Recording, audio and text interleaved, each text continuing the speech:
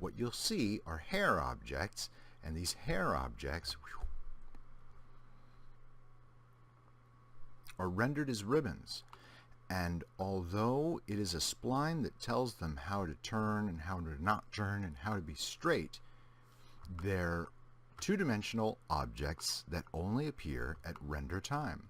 I had worked on some landscapes for myself and really wondered, how can I plug in as much grass as possible to cover as much ground as possible with as little time as possible, and do so without much fuss.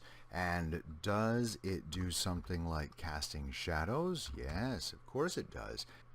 There are ways to optimize it, and it can be made so dense that it absolutely covers whatever it is that's emitting the hair that you're turning into ribbons.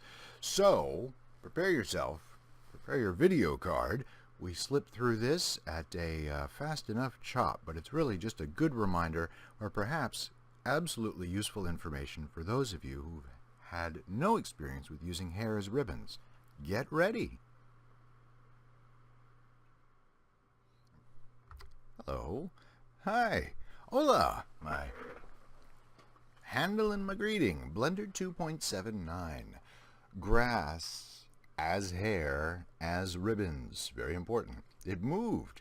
I'd once done something that had grass, hair as ribbons, and I used blenderartist.org and a profile here to show you how to make grass clumpy very quickly and use textures. So I'm not going to cover textures, but what's important is shape, ribbons, curves, segments, check, cycles, hair rendering are instructions that I included about a year ago, and in Blender 2.79 those things are no longer there.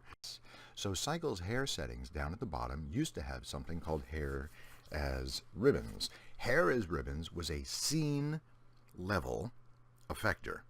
The scene tab could have at one point between Blender 2.77 and 2.79 could have had something called hair as ribbons, but even if it didn't, it doesn't matter, because what it did was move. It's not in dimensions, it's not in output, it's not in sampling, it's in geometry.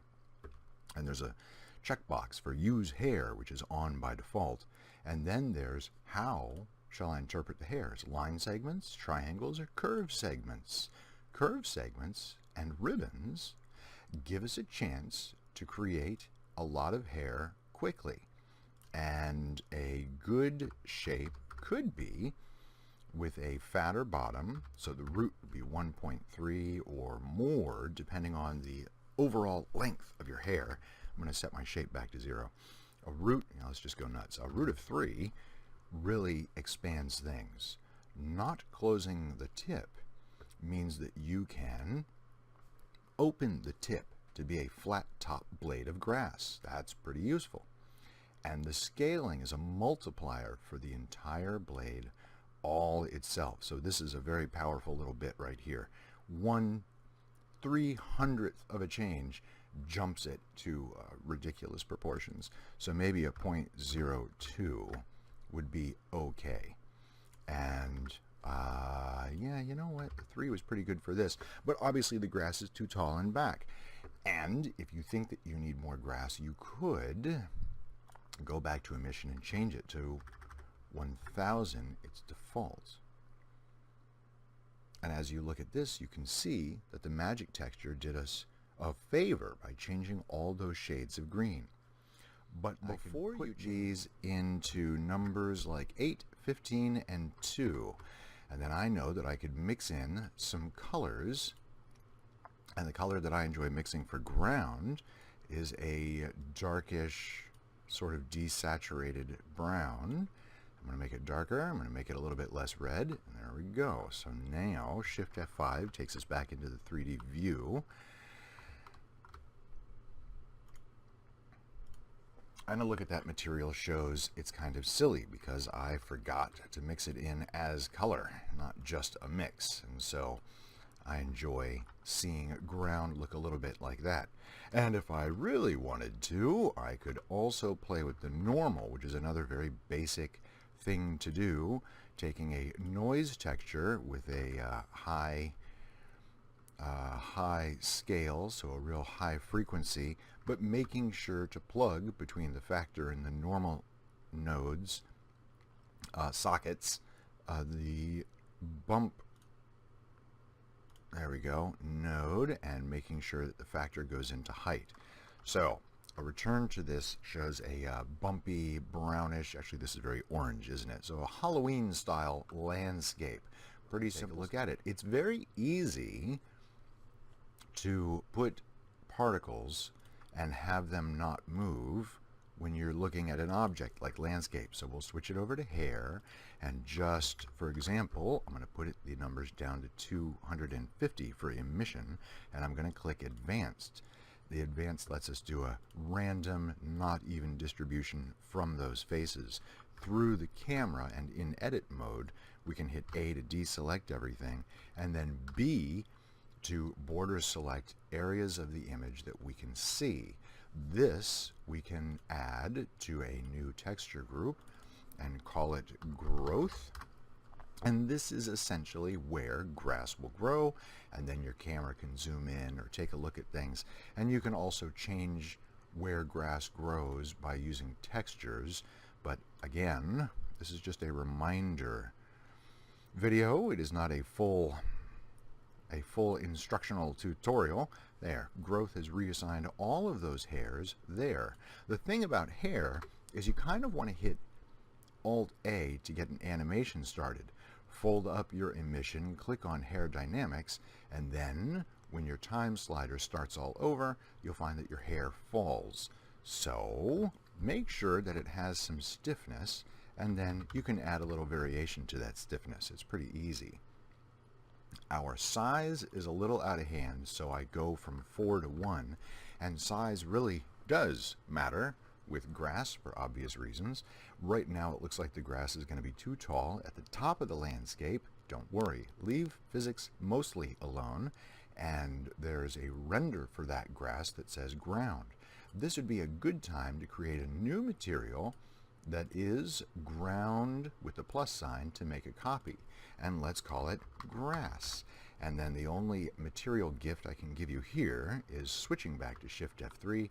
We're looking at the grass material. I would set the factor to 0.8 and change the mix color to a dark yellow-green.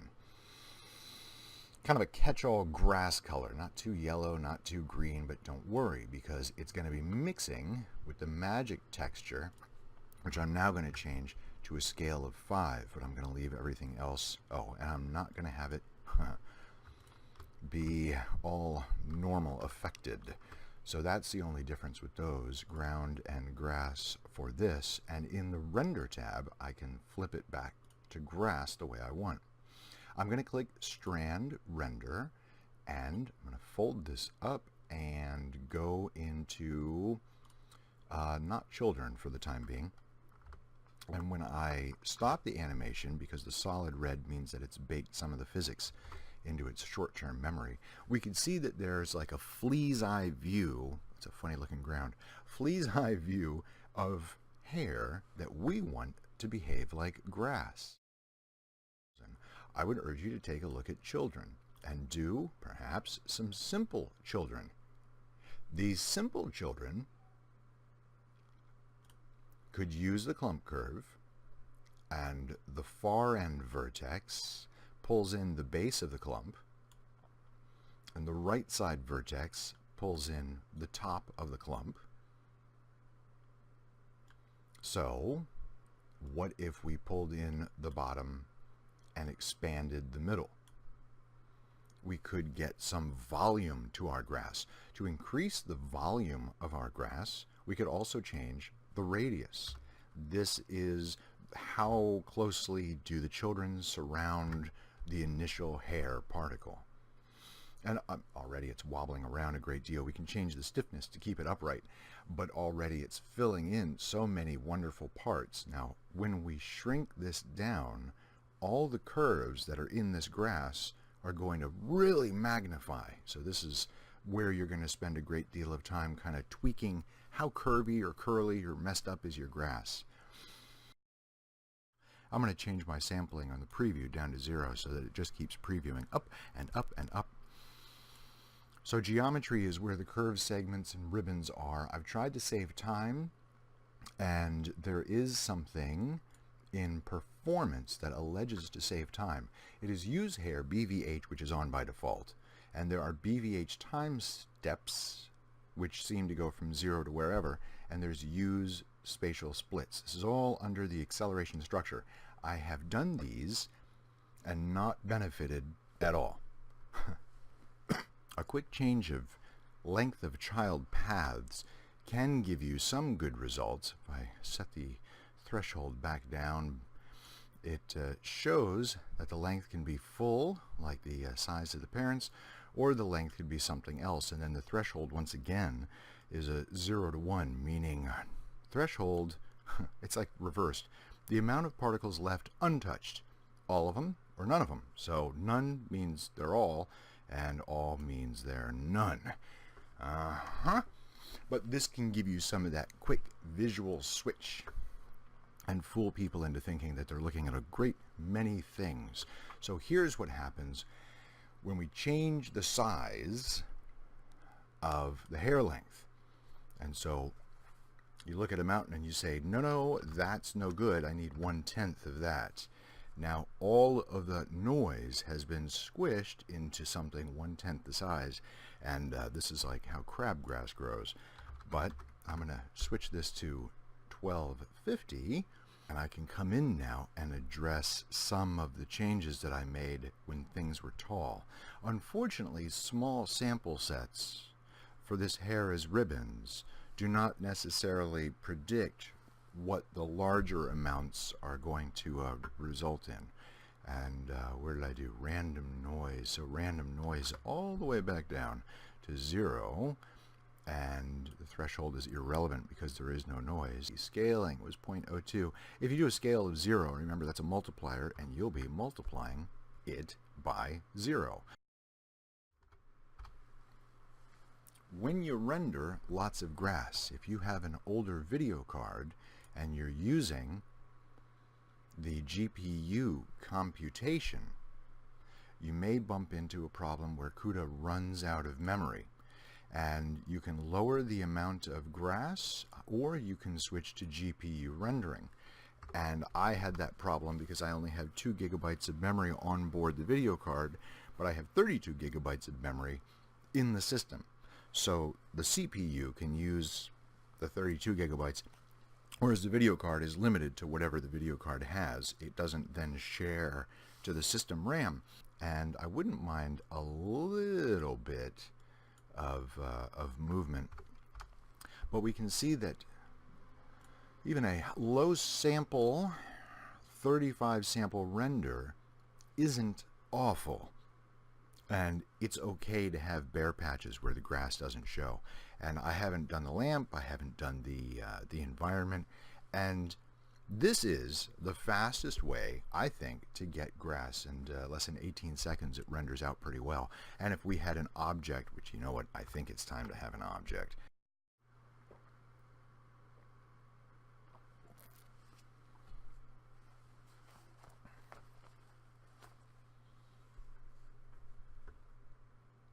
Oh, there it is. CUDA error, out of memory. And that happened for the denoising option. So I could leave the denoising on and then change a setting, and I think I'll do that just because I want to see it denoised.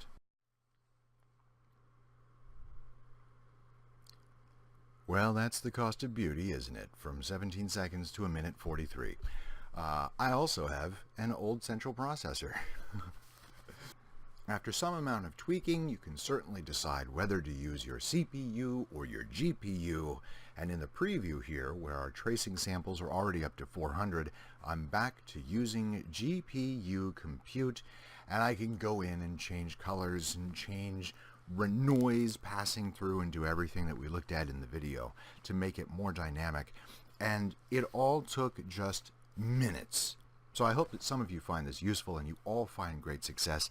Thank you for your comments and your subscriptions. I really appreciate it. And certainly, thanks for watching.